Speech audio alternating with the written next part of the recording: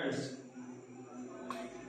Bihar CGL का date आ चुका है। 26 या 27 नवंबर को परीक्षा होगी बिहार सीजीएल थर्ड।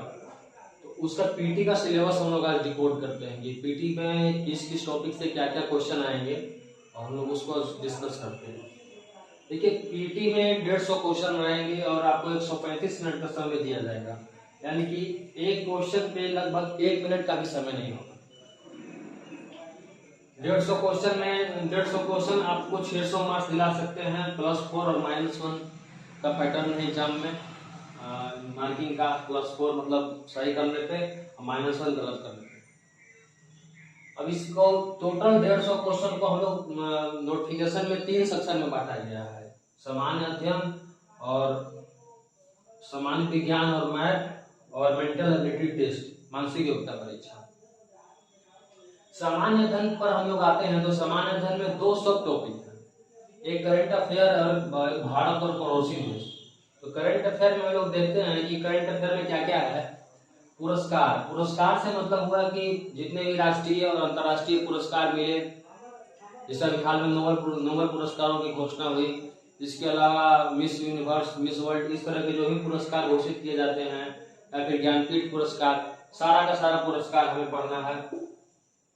पुस्तकें, जो भी पुस्तकें लिखी गई, उनके लेखक, जो हाल में चर्चा में पुस्तकें रही हैं तो उनके लेखक पुस्तकों में पढ़ना है। फिर स्पोर्ट्स से रिलेटेड पूरा हमको ध्यान देना है। स्पोर्ट्स में मेनली 3 ही बातें ध्यान में रखी जाती हैं कि कोई भी स्पोर्ट्स इवेंट हुआ तो वो कहाँ पे हुआ, फर्स्ट प्रायोरिटी, विजेता और उपविजेता कौन है, और वही स्पोर्ट्स जब अगली बार होगा तो वो कहाँ पर होगा। जैसे राष्ट्रमंडल खेल अभी हाल में हुए थे बर्मिंघम में, ब्रिटेन में, तो अगली बार वो कहाँ पर होंगे वो देखना है। ओलंपिक हुए तो ओलंपिक अगली बार कहाँ पे होंगे, उससे अगली बार कहाँ पे होंगे, तो उसका फिक्स पैटर्न जो है वो हमें देखना रहता है। और जो मेडल टैली होती है, पदक तालिका, उसमें कौन ऊपर है कौन नीचे है, इंडिया का पोजीशन क्या है, ये स्पोर्ट्स में देखना रहता है।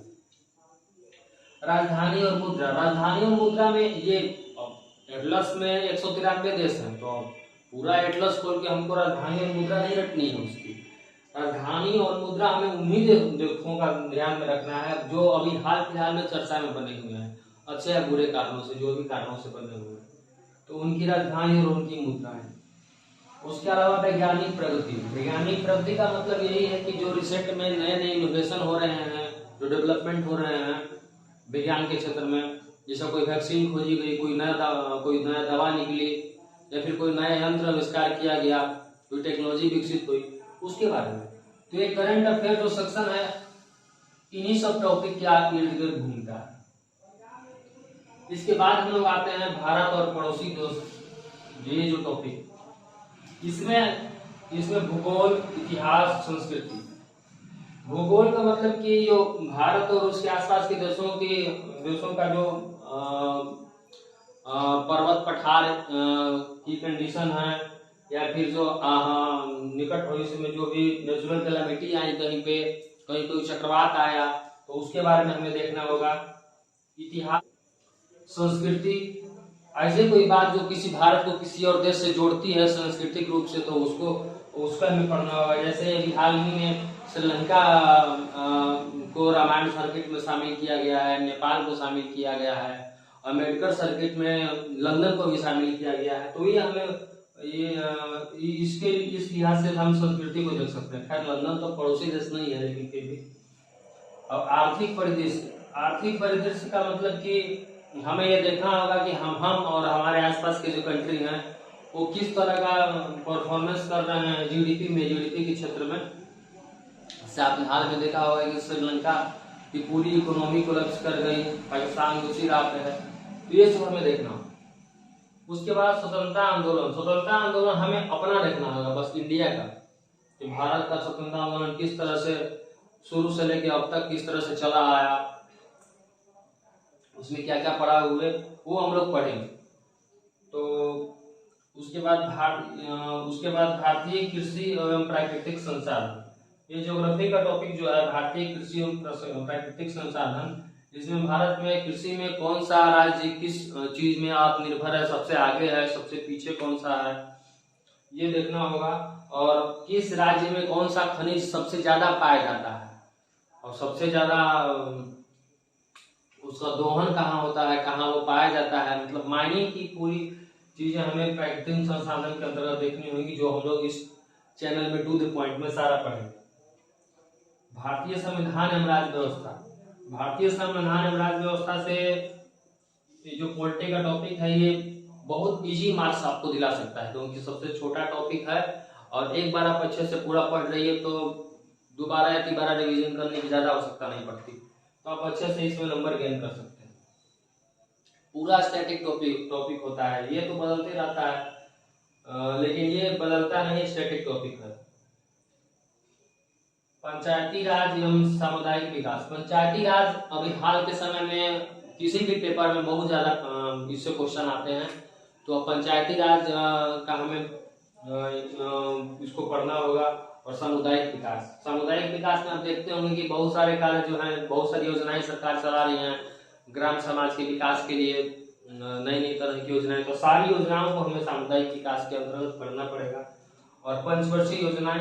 पंचवर्षीय योजनाएं अभी तो जैसे बंद हो गई, नीति आयोग आ गया। जब योजना आयोग पहले था तो पंचवर्षीय योजनाएं चला करती थी, लेकिन अब नीति आयोग बन गया तो पंचवर्षीय योजनाएं बंद हो गई। लेकिन टोटल जितने भी योजनाएं चली हैं 12 योजनाएं, सभी योजनाओं के बारे में हमें पढ़ना होगा कि उसके ऑब्जेक्टिव क्या थे, कौन कितनी सक्सेसफुल रही, हमें ये सब पढ़ना होगा। राष्ट्रीय आंदोलन में बिहार का योगदान, ये बिहार स्पेसिफिक है। ये अभी जो हम लोग पढ़े स्वतंत्रता आंदोलन ये ओवरऑल था, लेकिन ये बिहार स्पेसिफिक है कि उस जो आंदोलन हो रहा था उसमें बिहार से कौन कौन लोगों ने पार्टिसिपेट किया और क्या क्या योगदान दिया, ये सब हमें पढ़ना होगा। तो ये जीएस का टॉपिक इस तरह से खत्म हो जाता है। करंट अफेयर और भारत और पड़ोसी देश के टॉपिक को मिला के जीएस का हमारा सेक्शन खत्म हो जाता है। टोटल 150 में से 50 से ज्यादा, 50 या उससे कुछ ज्यादा ही 55 के लगभग सवाल इससे बनेंगे जो हम लोग कवर करेंगे अपने चैनल। अब जनरल साइंस और मैथ। जनरल साइंस एवं मैथ में साइंस का जो टॉपिक है जनरल साइंस यानी कि सामान्य विज्ञान, उसमें फिजिक्स, केमिस्ट्री और बायोलॉजी, सबसे ज्यादा क्वेश्चन बायोलॉजी के रहते हैं, जीव विज्ञान के। उसके बाद फिजिक्स के, इन दोनों से कम क्वेश्चन होते हैं केमिस्ट्री के। अब भूगोल। भूगोल से भी अच्छे खासे क्वेश्चन रहते हैं। ये भूगोल और ये भूगोल में अंतर है। ये भूगोल जो है आसपास के जो भी करंट अफेयर में जो भी भौगोलिक घटनाएं चर्चा में है वो वाला भूगोल है, लेकिन ये भूगोल स्टैटिक भूगोल है जो हमें डिटेल में पढ़ना पड़ेगा। उसके बाद हम लोग मैथ्स में आते हैं। मैथ्स में हम लोग क्या क्या पढ़ेंगे, नंबर सिस्टम, संख्या पद्धति, पूर्ण संख्याओं का विकलन, होल नंबर्स, दशमलव एवं भिन्न, डेसिमल एंड फ्रैक्शन, उसके बाद एवरेज, एवरेज हो गया परसेंटेज, और प्रॉफिट लॉस, लाभ हानि। ये सब चीज हम लोग पढ़ेंगे मैथ्स में, यानी कि 1 2 3 4 5 6 7 8 10 टॉपिक हम लोग पढ़ेंगे मैथ में, तो हमारा मैथ का पूरा काम हो जाएगा। मैथ के सवाल 10वीं स्तर के ही रहते हैं, ज्यादा एडवांस लेवल के मैथ के सवाल नहीं रहते। आपको मैथ, साइंस और जीएस टोटल अपने इस टू डे पॉइंट चैनल पे कराया जाएगा। ये क्योंकि अभी उसके बाद हम लोग मेंटल एबिलिटी टेस्ट कराएंगे। ये तीनों सेक्शन पहले हो जाने के बाद, जीएस, जनरल साइंस और मैथ हो जाने के बाद हम लोग एमएटी में आएंगे, मेंटल एबिलिटी टेस्ट में आएंगे। क्योंकि समय कम है, आज 16 तारीख हो गया और 26 को आपकी परीक्षा है, तो मात्र 40 दिन बचा हुआ है। उसमें से त्योहार है, छठ और दीपावली, तो 5 दिन उसमें भी आप निकाल लीजिए, 35 दिन। तो 35 दिन में हम मेरा कोशिश है कि 30 दिन में सारा कुछ खत्म हो जाए।